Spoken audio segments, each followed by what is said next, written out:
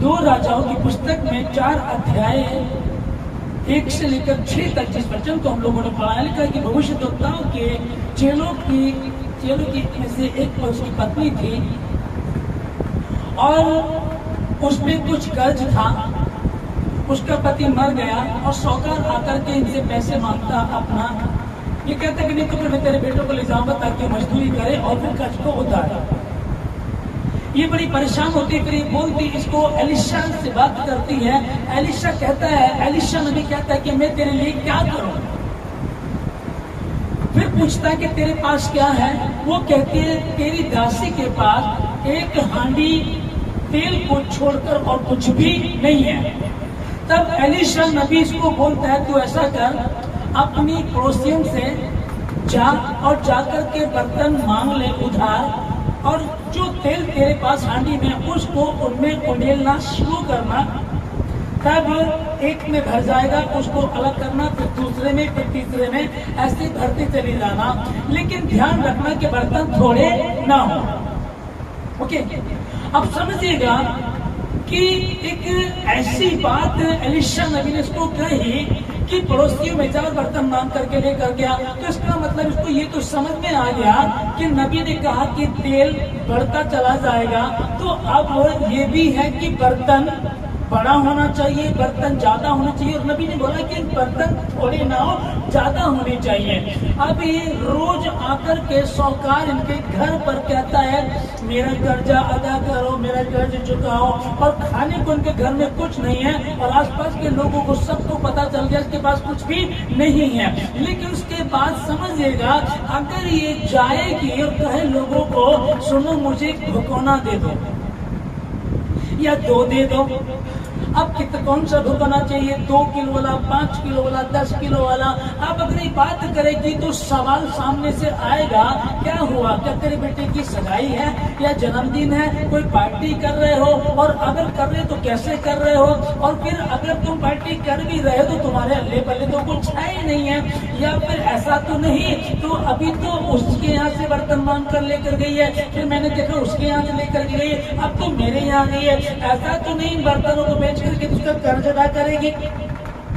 नबी ने एक बात सामने रख दी कि तुझे बर्तन के मांग ले और कम ना हो, ज्यादा होनी चाहिए, तब ऐसा करना है। अभी ये एक बात सोच सकती थी एलिशा नबी, आप तो परमेश्वर के दास हैं, आप तो परमेश्वर के सेवक हैं, आपने ये कहा कि हांडी में तेल है और बर्तन मांग करके लिया, उसमें डाल देना, बर्तन में तेल आ जाएगा, उसको बेच करके अपना कर्ज अदा कर देना। आप ऐसा करो ना, डायरेक्ट कुछ कैश दे दो या कुछ जेवर दे दो, सोना दे दो, चांदी दे दो। अब मैं लोगों से मांगने जाऊंगी तो वो सवाल करेंगे मैं क्या जवाब दूंगी। लेकिन इसने ऐसी कोई बात नहीं की और इसने वो ही किया जो नबी ने कहा, जो सेवक ने कहा, वो करना शुरू कर दिया। आमीन।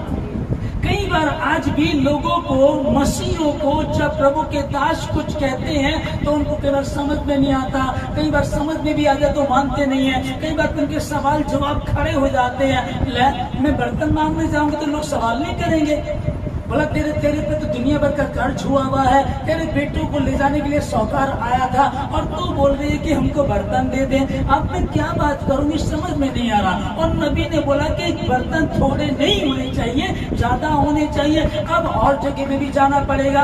इसने ऐसे, अब इसने कोई उलट कर जवाब नहीं दिया, इसने वैसे करना शुरू किया। और नबी ने एक बात और बोली थी कि जब बर्तन इकट्ठे हो जाए तो ऐसा करना, द्वार बंद कर लेना, तब तेल को उंडेलना शुरू करना।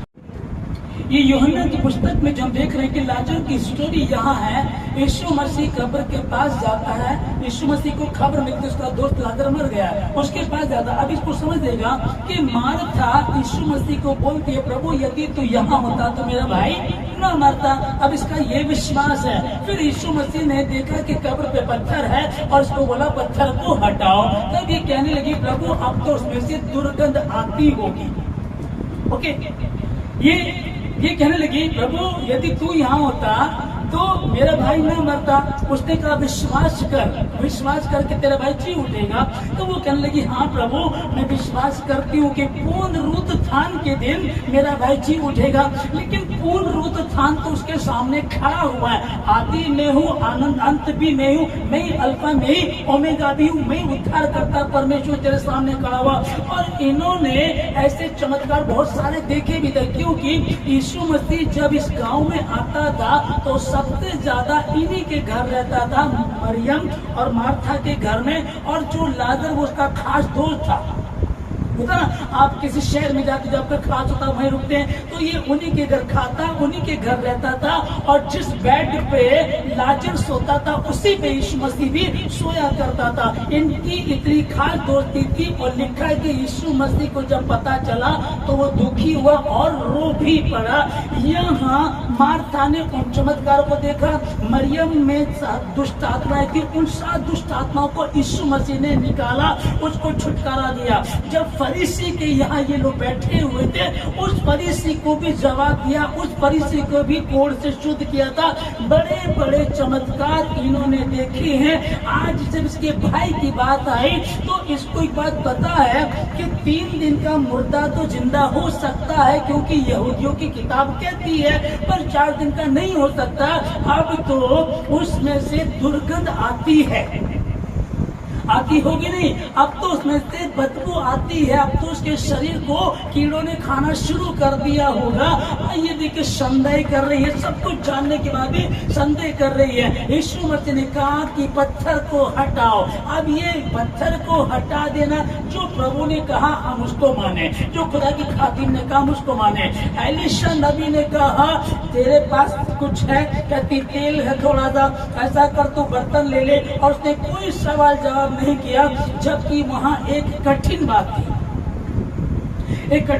वो ऐसा चल भैया मैं तेल में कहूंगी कि बर्तन दे दो तो कौन मुझे बर्तन देगा, मैं बात करूंगी, दुनिया भर के सवाल पैदा होंगे। लेकिन उसने कुछ नहीं कहा, नबी के कहने पर उसने किया और वो चल दी। और नए नियम में जहाँ साक्षात उस एलीशा को भेजने वाला, एलीशा के जीवन से काम करने वाला उद्धारकर्ता यीशु मसीह यहाँ खड़ा हुआ है। और इन्होंने बड़े बड़े चमत्कारों को देखा भी है। उसके बाद ये कह रही है अब तो उसमें से दुर्गंध आती होगी, अब तो ये संभव नहीं है। अब प्रभु कह रहा पत्थर हटाओ तो पत्थर हटा दो। और बहुत सारे लोग ये सोच रहे थे आज, क्योंकि यीशु मसीह के लिए षड्यंत्र रचा इन्होंने, कई बार उसको पकड़ना चाहते थे। क्योंकि जब यीशु मसीह आया तो यीशु मसीह ने उनके तोड़ने टोटके की दुकानों को बंद करा दिया, उनके काम फेल होते चले गए। अब इन्होंने एक विचार किया कि यीशु मसीह को पकड़ेंगे। अब तक तो उनके वश में नहीं आया, लेकिन आज इनके समझ में आ गया कि 3 दिन का तो जिंदा हो सकता था, 4 दिन का नहीं हो सकता।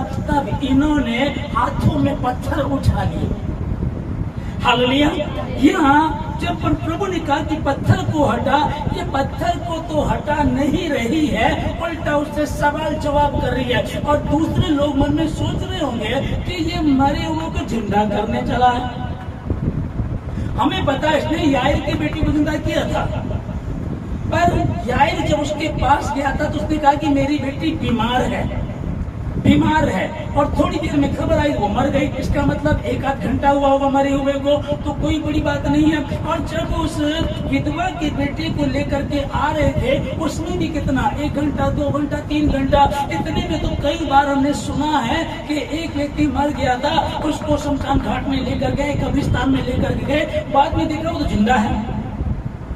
ऐसे बहुत सारे केस हमने देखे। तो ऐसे ही उन दोनों में, याइर की बेटी में भी ऐसा ही हुआ होगा और विधवा के बेटे में भी ऐसा ही हुआ होगा। लेकिन इससे मरे हुए 4 दिन हो गए, ये संभव नहीं हो सकता, ये संभव नहीं हो सकता। और यीशु मसीह ने लेट भी इसीलिए किया था। आमीन। अब इसको समझेगा, यीशु मसीह यह कह रहे कि पत्थर हटाओ, और ये अपनी बातें करनी शुरू कर दी। आज भी बहुत सारे मसीहों में ऐसे लोग हैं जो इस बात को नहीं समझते, जो खातिम कह रहा है, जो परमेश्वर ने कहा है, जो वचन हमको बता रहा है। क्योंकि एलीशा के वचन को हमने 2 राजाओं को पढ़ा, वहाँ 3000 साल पहला वो वचन है, और मैं आप लोगों को बता रहा हूँ। आप कहने लगे ये तो पुराना नियम है, ये तो एलीशा के समय का है, ये तो 3000 साल हो गए, इससे क्या फायदा? इससे ये फायदा है जब उसने उसकी बात को माना। हालेलुया। वैसे 34 में लोग पढ़ते कि परख कर देखो कि यह हुआ कैसा भला है। उसको कौन परखेगा? उस परमेश्वर को परखने की किसी की औकात है? कोई है जो उसके सामने ठहर सके? कौन है जो उसके सामने ठहर सके? कौन है जो उसको परख सके? वो कहता है जमीन और आसमान का बनाने वाला परमेश्वर नहीं हो, यदि मैं भूखा होता तो तुमसे ना कहता। जगत और जो कुछ उसमें सब मेरा ही है। परमेश्वर को धन्यवाद, कई बलिदान चढ़ाओ, बस उसकी आज्ञा को मानो, उसके कहे अनुसार चलो। मैं दुखी हूँ, मेरा पति मर गया है, वो परमेश्वर का भय मानता था, हम पर कुछ कर्ज है, साहूकार आकर के हमको परेशान करता, हम क्या करें? और नबी ने कहा जो तेल तेरे पास है उसको बर्तनों में उंडेल दे, और जब आ जाए तो उसको बेच करके कर्ज अदा कर देना। क्या ये आज भी संभव है? अब यीशु मसीह 2024 साल पहले की ये बात आप बता रहे हैं कि यीशु मसीह वहां गया, उसने कहा कि पत्थर को हटा दो। फिर यार यीशु मसीह को ये कौन सी बात आई कि लाजर को तो ये जिंदा करेगा, हमको बोल रहा है कि तुम पत्थर को हटाओ। परमेश्वर ने कुछ काम हम पे सौंपा है, पत्थर को तुम हटाओ, बर्तन मांग करके लाओ। शर्मिंदगी छोड़ करके बर्तन मांगने चले गए, शर्मिंदगी छोड़ दी और लोगों के बर्तन मांग रही है। वो क्या वो पूछ रहे होंगे बहन क्या हुआ, क्या करेगी बर्तन का? अभी तो तूने उनके यहाँ से भी लिया, अभी उनके यहाँ लिया, इतने बर्तन को क्या करे? कुछ पता तो चले। बताना भी नहीं है, फिर लेकर के द्वार को बंद कर देना है, ये कैसे संभव होगा? खुदा के खातिर ने एक बात कही, द्वार को बंद कर लेना, उस तेल को उसमें उड़ेलना और वो बढ़ता बढ़ता चला जाएगा। वही यहोवा परमेश्वर यीशु मसीह कल, आज और आने वाले कल में युगान युग एक साथ जो काम वो कल करता था, एलिशा के द्वारा जो काम किए वो यीशु मसीह के द्वारा काम किए, वही यीशु मसीह आज भी मेरे और आपके साथ रहता। कहता है कि मैं द्वार पर खड़ा हुआ खटखटाता हूँ। फिर कहता है कि जब तुम द्वार को खोलोगे भीतर आकर के प्रवेश करूंगा और तुम्हारे साथ भोजन करूंगा। फिर लिखा है कि वो तुम्हारे भीतर वास करता है। अब समझिएगा, वहाँ एलिशा था, वहाँ यीशु मसीह बात कर रहा था, आज यीशु मसीह मेरे और आपके अंदर वास करता है। आज वो कहता मैंने तुमको अधिकार दिया, पत्थर को हटाओ, बर्तन को मांग लो, तेल को ले लो और देखो जो तुम्हारा कर्ज है वो अदा हो जाएगा। और अदा ही नहीं हो जाएगा, ध्यान रखना, उसको बेच करके कर्ज अदा कर देना और जो बचेगा उसको अपने पास रख लेना, क्योंकि अब के बाद तू कर्ज लेने वाला नहीं, तू देने वाली बने रहेंगे। यीशु मसीह के नाम में उसने ऐसा ही किया। और आगे जब हम उसको पढ़ते, दो राजा को हम लोग 5 में पढ़ते हैं, तब वह उसके पास से चली गई और अपने बेटे समेत अपने को अंदर बंद कर लिया। तब वे तो उसके पास बर्तन लाते गए। फिर उसने, अब 6 में लोग पढ़ रहे, यहाँ लिखा कि जब बर्तन भर गए तब उसने अपने बेटे से कहा मेरे पास एक और ले आ। बर्तन और भी ले आ, और बेटे ने बोला कि बर्तन खत्म हो गए हैं। हालेलुया।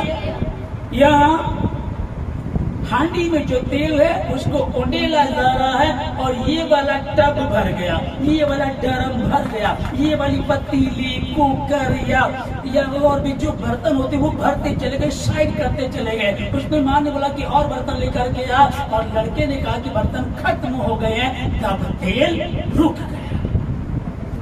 तेल कब रुका? जब बर्तन खत्म हुए। अब आपका विश्वास क्या कहता है? जिस दिन आपका विश्वास रुकता है, जिस दिन आप कमजोर पड़ जाते हैं, जिस दिन आप सवाल जवाब करते, पत्थर को कौन हटाएगा? और हटा करके क्या करेंगे? उसमें तो दुर्गंध आती है। अब तो असंभव है। असंभव को संभव करने वाला यीशु नासरी वहां खड़ा हुआ है और वही उनसे बात कर रहा है। लेकिन समझ जो हमारी कई बार ऐसी होती है कि दुनियावी बातों में इतने खो जाते हैं, हमको इन चीजों पर भरोसा नहीं होता है। यार हांडी में तेल है, उसको उंडेलना शुरू कर देंगे, कैसे भर सकता है? ये कोई संभव नहीं बात, ये संभव नहीं है, ये तो नामुमकिन बात है, ये नहीं हो सकता। लेकिन सेनाओं का यहोवा उसके लिए कुछ भी असंभव नहीं है। उसने कहा, नबी ने जब उसको कहा, एलीशा ने कहा, उसने मानना शुरू कर दिया। और जब उसने मानना शुरू किया तो हुआ क्या? तेल भरना शुरू हो गया और बर्तन खत्म हुआ पहले, बाद में तेल रुका। आपका विश्वास आप क्या विश्वास करते हैं? कहीं आप वही विश्वास तो नहीं मार्था वाला आप लोगों का? यही विश्वास मार्था का तब था जब यीशु मसीह इनके घर जाता था तो मरियम पास बैठ करके वचन सुना करती थी। प्रभु आज कौन से गांव गए थे? प्रभु आज क्या मिरेकल हुआ? प्रभु कुछ और बताओ ना, प्रभु मुझे कुछ बताओ ना। वो उस तरह सुनती थी बात बैठ करके। और मार्था किचन में जाती, खाने बनाने में लग जाया करती थी और कहती प्रभु को, प्रभु प्रभु देखो मरियम ने मुझे अकेले छोड़ दिया है। और यीशु मसीह ने कहा, उसने उत्तम भाग को चुन लिया। जो आज ये भाग है, आज ये जो है ये कल नहीं आएगा। आज संडे आए ठीक है, नहीं आए तो कोई फर्क नहीं पड़ता, अगले संडे देख लेंगे। आज बारिश हो गई, आज धूप ज्यादा है, आज कुछ और परेशानी है, बहुत सारी बातों को लेकर के हम रह जाते हैं। परंतु प्रभु यीशु मसीह ने कहा, मरियम ने उत्तम भाग को चुन लिया। हालेलुया। अगर ये किचन में ना बैठ करके यीशु मसीह के पास बैठी वचन सुनती तो आज ये ना कहती उसमें दुर्गंध आती है। उसने कहा कि पत्थर को हटाओ और बाद में यीशु मसीह ने लाजर को जिंदा कर दिया। आमीन, ठीक ना। लेकिन हमें दो विषय जो मेन बात है वो क्या है? एक तो पत्थर को हटाओ और दूसरा बात से बर्तन मांग करके लेकर के आओ। अब हम यहाँ से क्या समझेंगे? आज अगर इस तरह की बात प्रभु का सेवक बताए, प्रॉफिट बताए, भविष्यवाणी करे, आपको कोई आज्ञा दे, आपको ऐसा करना, आपको ऐसा करना, मैं प्रभु का धन्यवाद देता हूँ। मेरी कलीसिया में सब बहुत अच्छे, सच में मैं परमेश्वर के पवित्र स्थान में खड़ा हूँ। मेरी कलीसिया में सब बहुत अच्छे बच्चे हैं, बहुत अच्छी कलीसिया है मेरी। लेकिन कई जगह मैं जाता हूँ सुसमाचार के लिए, कई जगह मुझे प्रिंट के लिए बुलाया जाता है, वहाँ देखता हूँ मैं लोगों को अंधविश्वास है। अब उनको कुछ कहें तो वो सुनते ही नहीं है, सुनेंगे तो तरह तरह की बातें करेंगे, नहीं नहीं ऐसा होगा ऐसा होगा। एक जगह मैंने बोला, मैंने कहा आप प्रभु भोज वाले दिन व्हाइट कपड़े पहना करो, तो उन्होंने नहीं पहने। और अगली बार मैंने बोला, मैंने आपको बोला था कि इस बार व्हाइट पहनना, आप नहीं पहने। तो फिर बीच में बैठ करके जब बात प्रार्थना की आई तो प्रार्थना में बोलते हैं बैठ करके, प्रभु आप कपड़ों को नहीं देखते हैं, प्रभु आप मन को देखते हैं। मतलब पास्टर के ऊपर ही कमेंट करना शुरू कर दिया, पास्टर को ही डायरेक्ट नहीं इनडायरेक्टली बात करना शुरू कर दिया। हालेलुया, है ना। मैं सच है, परमेश्वर मन को देखता है, लेकिन एक सिस्टम भी तो है, एक सिस्टम भी तो पूछती। ये सच है कि मन पवित्र होना चाहिए, लेकिन एक सिस्टम भी है और दुनिया का है ये। हम मात्र एक ही दिन के लिए बोल रहे हैं। कुछ बातें जब उनको बताई जाए, आपने उपवास नहीं रखा, नहीं मेरी तबीयत खराब हो रही थी, आज आप प्रार्थना में नहीं आए, आपकी बेटी प्रार्थना में नहीं आए, तो बहुत सारी कंडीशन लोग रख देते हैं। मैंने बोला फास्टिंग प्रेयर में एक जगह थी, फास्टिंग प्रेयर चल रही थी, मैं वहां था। जब मैंने कहा आपके बच्चे का, बोलो उसकी तो तबीयत खराब है, स्कूल गई थी, स्कूल तो गई थी, स्कूल गई थी, उसके बाद आकर के आराम कर रहे हैं। आप समझिएगा, ओलंपिक गेम चल रही है अभी, उसमें एक लेडी 7 महीने की गर्भवती होकर के ओलंपिक में वो कंपटीशन जीता। उसने 7 महीने की गर्भवती होकर के लड़ी और जीती। एक लड़की, वो 14-15 साल की लड़की होगी, पथरी का दर्द होता है उसको, उसके बाद भी वो 5000 मीटर दौड़ी और जीती। ये मैं आपको अन्य जाति के लोग बता रहा हूँ, ये अन्य जाति के लोग हैं कि ये इतिहास रच रहे हैं। एक लड़की ओलंपिक में बॉक्सिंग में एक कंधा उसका हिला हुआ था, एक ही हाथ से लड़ी, लिखा हुआ में भारत की बेटी हार गई, कोई बात नहीं, लेकिन लड़ती रही। आप समझ देगा, जब बात प्रभु की आती है, उपवास नहीं रखा, मेरे साथ ऐसा हो रहा था, अपनी प्रार्थना नहीं की, ऐसा हो रहा था, बात को नहीं मानते हैं। और एलीशा नबी ने उसको कहा, मैं तेरे लिए क्या करूं, बता तेरे पास है? कहती मेरे पास है एक हांडी में तेल के अलावा और कुछ भी नहीं है। उसने बात मानी, बर्तन ले ले अपने रिश्तेदार पड़ोसियों में से, बर्तन मांग ले, थोड़े ना हो, ज्यादा होने चाहिए, लेकर के आए। मैंने कह दिया, वचन तो हमने पढ़े, लेकिन इतना आसान नहीं है। इतना आसान नहीं है। वो लेकर के आए, काम हुआ, तेल भरना शुरू हो गया। बेटा एक और मेरे पास बर्तन ले आ। बर्तन खत्म हो गए, तेल रुक गया। कब रुकता है? कब रुकता है? कब रुकता? मैं यहोवा हूँ, यही मेरा नाम है। जब मैं काम करना चाहता हूँ कौन मुझे रोक सकेगा? मैं काम करता हूँ, मैं अपने बच्चों के द्वारा काम करता हूँ। इस्राएलियों को 1 मिनट में छुड़ा के ला सकता था, पर उसे एक पात्र चाहिए। उसने मूसा को चुना, यूसुफ को पहले ही वहां भेज दिया, यूसुफ को पहले ही वहां भेज दिया, वहां का राजा बना दिया। उसके बाद देखिएगा उस परमेश्वर कैसे काम करता, अद्भुत रीति से काम करता। उसके काम करने के तरीके अपने ही हैं, और जिसकी समझ में आ जाए, हालेलुया। मेरी जॉब छोटी है, मेरा बिजनेस फ्लॉप हो रहा है, मेरे बच्चे पढ़ नहीं पा रहे हैं, बच्चों में ये दिक्कत चल रही, ये चल रही है। तेरे पास क्या है? छोटा सा विश्वास। ला मुझे पत्थर को हटा। एलीशा नबी ने बोल दिया कि बर्तन मांग ले, पड़ोसी से मांग ले।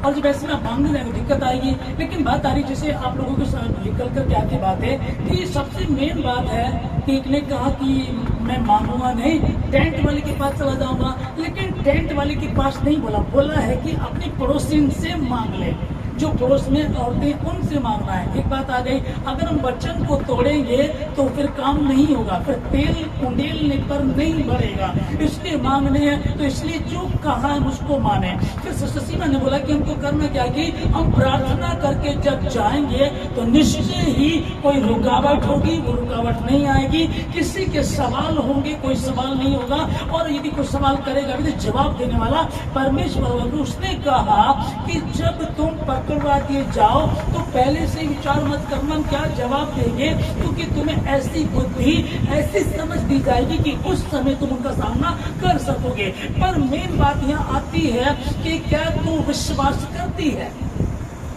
प्रभु उसमें तो दुर्गंध आती है। अब तो सब हम नहीं है, तो उसे पत्र को हटाएंगे, अंदर जाएंगे और बदबू आएगी। क्या देखना चाहते हो? ये अपनी बात कर रही है। इसने ये नहीं कहा कि यीशु मसीह ने जिसने बड़े बड़े काम किए, अगर तू यहाँ होता तो मेरा भाई ना मरता। और अगर मैं नहीं था और मैं 3 दिन को पार करके चौथे दिन में आया हूँ तो मैं आज भी कर सकता हूँ। लेकिन वहां उसके सवाल जवाब थे। और एलीशा नबी ने उस विधवा से कहा, उसने जैसे कहा वैसे उसने करना शुरू किया, और तेल बढ़ा, बर्तनों में भरता चला गया। और भरने के बाद उसने कहा कि और बर्तन लेकर के आओ। और उस लड़के ने कहा बर्तन खत्म हो गए हैं, तब तेल रुक गया। अब यहाँ हमको एक चीज सीखने को मिलती है कि हमारा विश्वास कौन सा होना चाहिए? पागलपन वाला। क्योंकि वचन को अगर आप देखेंगे तो वो तो ये कह रहा है कि 3 दिन का मुर्दा जिंदा हो सकता, 4 दिन का नहीं हो सकता। फिर ये है कि तेल ले लिया, उंडेलना शुरू करा, ये कैसे हो सकता है? अरे भाई नबी से बोल दो, भाई नबी आपको परमेश्वर ने ये वाली बात कहने के लिए कही है, इसको आप कह रहे हैं। अरे कुछ कैश दे दो, कुछ जेवर दे दो, कुछ सोना दे दो, या फिर ऐसी प्रार्थना करो कि साहूकार जो उधार वापिस मांग रहा है उसके मन में डाल दो कि वो कर्जा माफ कर दे। और ऐसा ही हुआ था। एलीशा नबी ने कहा था नामान कोड़ी से, अपने चेले के द्वारा कहलवाया था, उसको जा करके बोलते कि 7 बार यर्दन नदी में डुबकी लगा ले। उसने उसे गुस्सा आया, अरे मैं मंत्री हूँ, मैं इतनी बड़ा उस देश से आया हूँ, वो नबी वहां आएगा, मुझसे मिलेगा, बात करेगा। उसने मुझसे बात तक नहीं की। वो गुस्सा हुआ, वो जाने पर था, लेकिन उसके साथ उसका जो हेल्पर था, सहायक था, वो बुद्धिमान था। उसने कहा यदि नबी कुछ और इससे बड़ी बात कहता, घुटनों के बल पहाड़ पे चढ़ जा, उल्टा होकर के ऐसा कर, रात को ये किया कर, इतने पानी में घुस करके तपस्या क्या कर। उसने मतलब उदाहरण समझिएगा, अगर नबी तुझे इससे भी कठिन कुछ करने को कहता तो क्या तू ना करता? हाँ करता। फिर वो कहने लगा क्या हमारे वहाँ नदी नहीं है, मैं वहाँ डुबकी नहीं लगा सकता। पर जब उसने इस बात को माना, जो कहा गया था वो माना, उसने डुबकियां लगाई और उसका शरीर नए बच्चे के समान हो गया, उसका घोड़ खत्म हो गया। बात कौन सी है? खुदा के खादिम ने कहा है, सेवक ने कहा है। और सेवक किसकी ओर से है? सेवक अपनी ओर से नहीं हो सकता। बहुत सारे होते हैं अपने आप बाइबल उठा करके घूम रहे हैं, अपने आप चर्च बना लिए हैं, पैसा लगा लिया, लेकिन फिर भी खाली पड़े, फिर भी वो काम नहीं होगा, फिर भी वचन काम नहीं करेगा। यदि परमेश्वर की ओर से है तो 100% काम होना ही होना है। लाजर जिंदा होगा और तेल भरेगा, लोग बर्तन देंगे, तुम्हारा कर्ज भी उतरेगा। और नामान कोड़ी में जब तक नहीं माना था, वो क्रोधित हो रहा था। जब उसने मान लिया कि चलो ठीक है, अरे कर की कोशिश एक बार कर लो, क्यों नहीं कर रहे हो, करके देख लो। उसने डुबकी लगाई, उसका शरीर ज्यों का त्यों हो गया, जैसे पहले होता था, बच्चे के समान खूबसूरत, सारा कोड़ उसका खत्म हो गया। अब मुझ पे आप में कहीं कोड़ है, उस आज्ञा को मानना, कहीं कर्ज है, उस आज्ञा को मानना, कहीं अगर मर गई है, आशीष मर गई है, आशीष मर गई है, अब संभव नहीं है, उम्र एक्सपायर हो गई है, भैया नौकरी की तो उम्र ही खत्म हो गई, तो तेरा भरोसा नौकरी पर है या तू बढ़ना चाहता है? तू नौकरी के चक्कर में क्यों पड़ी है, क्यों पड़ा है? तू ये क्यों नहीं कहता कि परमेश्वर ने तुझे नौकर नहीं, तू नौकर तेरे यहाँ काम किया करेंगे, तू नौकरों को तैयार करेगा, तू बिजनेसमैन होगा, इंजीनियर तेरे यहाँ होंगे, डॉक्टर तेरे यहाँ होंगे, वो तुझे बढ़ाना चाहता है। इस बात पर ना रहो, ऐसा होना चाहिए। तेल को उंडेल दे, बर्तन ले ले, इस सिस्टम को करो, पत्थर को हटाओ। दुर्गंध आती होगी, उससे मतलब नहीं है। यदि यीशु मसीह कह रहा है, यदि प्रभु का सेवक कह रहा है, यदि नामान कोड़ी को कह दिया है, उसको माने, उस विधवा की तरह सुने, मार्था की तरह हम इस तरह की बहस ना करें और हम कहें प्रभु तेरी इच्छा मेरे जीवन से पूरी हो। और यदि समझ में ना आए तो प्रार्थना करें, और परमेश्वर यीशु मसीह असंभव को संभव करने वाला परमेश्वर है, और उसके लिए कोई काम कठिन नहीं है। हालेलुया, उसके लिए कोई काम कठिन नहीं है। और इन्हीं बातों से पता भी चलता है कि विश्वास परखा जाएगा, आनंद समझो, शैतान तुमको डराएगा, आनंद समझो, होगी परीक्षा, धीरज बढ़ेगा, तपने के पश्चात सोना बनेगा, होगी परीक्षा, धीरज बढ़ेगा, तपने के पश्चात सोना बनेगा, आनंद समझो, आनंद समझो। यीशु वचन का उपयोग करना, कैसी भी आफत हो बिल्कुल ना डरना, यीशु वचन का उपयोग करना।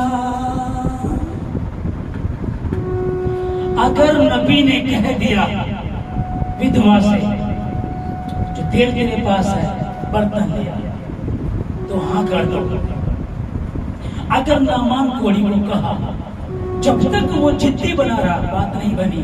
जब उसने डुबकी लगाई, हुक्म को माना, जो कहा गया था, एलिशा नबी प्रभु के दास ने, खादिम ने कहा था, जब उसने माना वो पूरा हुआ।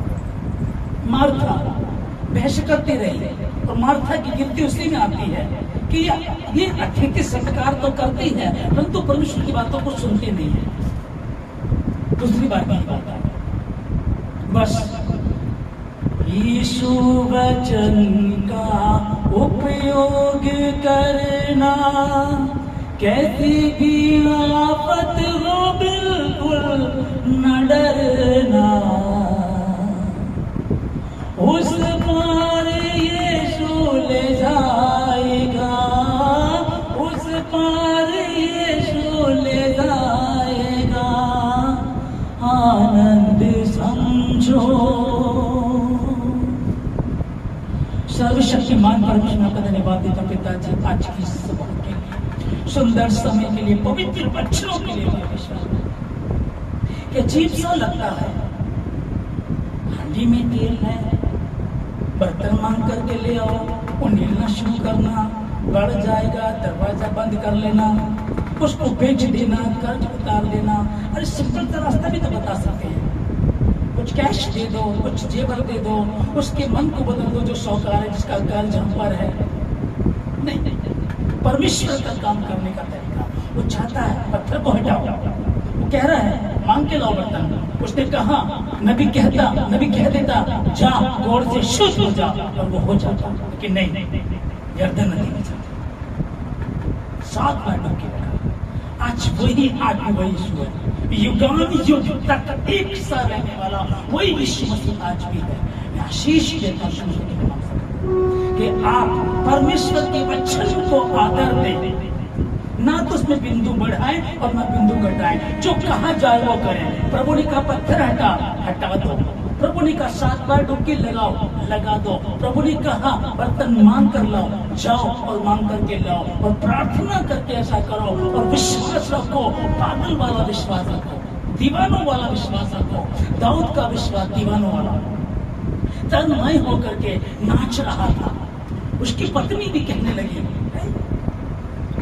ये राजा है, इस्राएल का राजा है, जो अपनी नौकर और नौकरानियों के सामने अपने तन को उगाड़ रहा था, पागलों की तरह नाच रहा था। उसने कहा, जिस परमेश्वर ने मुझे चरवाहे से राजा बनाया, उस परमेश्वर के लिए मैं, अगर तेरी नजरों में मैं तुच्छ हूं, तो इससे भी ज्यादा तुच्छ बनूंगा। जो प्रभु ने कहा मैं वो करूंगा। आप ऐसा करें, यीशु मसीह के नाम में सबको आशीष देता हूँ। किसी बात की चिंता ना करें, परमेश्वर के वचन को आदर दें। और आज यीशु मसीह के नाम में मैं 30 नहीं कहूंगा, 60 नहीं कहूंगा, 100 गुना आशीष के वारिस आप लोग हैं। जिन्होंने आज के वचन को ध्यान से सुना, समझा, रिसीव किया, मैं आशीष देता हूं यीशु मसीह के नाम में। परमेश्वर के नाम की महिमा। हर निराशा जाए, हर बंधन टूटे, हर गड़बड़ी करना जाए, हर कोड़ जो दिलो दिमाग पे विचारों पर जो कोड़ लगा है, वो कोड़ यीशु मसीह के नाम में खत्म हो। जो आज भी सवाल जवाब आपके अंदर है, आज भी सवाल जवाब है, दुर्गंध आती है उसमें से, पत्थर को हटाने से क्या फायदा, अब तो कुछ नहीं होगा, पहले आप यहाँ तो मर जाते। सवाल जवाब नहीं करना, माता की कर्ज हो रहा है, खुदाबंद तू बता कैसे करेगा। जा मसीह यीशु की आज्ञाओं को मानो तो तू कर्ज से मुक्त हो जाएगा। जो यहोवा का भय मानते हैं निश्चय ही अपनी कमाई को खाने पाएंगे। तेरी पत्नी तेरे घर के भीतर फलवंता लता होगी, तेरे बच्चे तेरे मेज के चारों ओर जलपाई के पौधे से। यीशु मसीह के नाम में मैं ये आशीष देता हूँ, यीशु मसीह के नाम में आमीन।